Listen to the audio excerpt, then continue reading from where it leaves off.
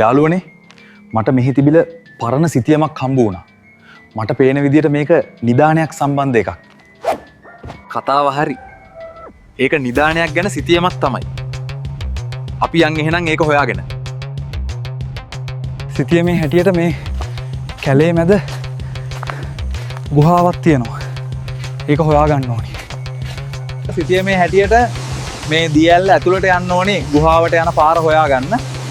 වතුරේ මොක්කු ඉන්නවද දන්නේ නැහැ. එහෙනම් කොල්ලෝ අපි ගියා. කොහොම හරි මේක හොයාගමු. සෙව්වන්දි මෑණියන්ගෙම පිහිටයි.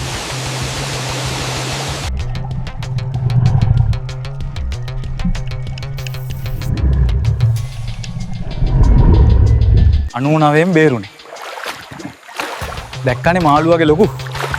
තව ඉස්සරහට මොනවා වෙයිද දන්නේ නැහැ.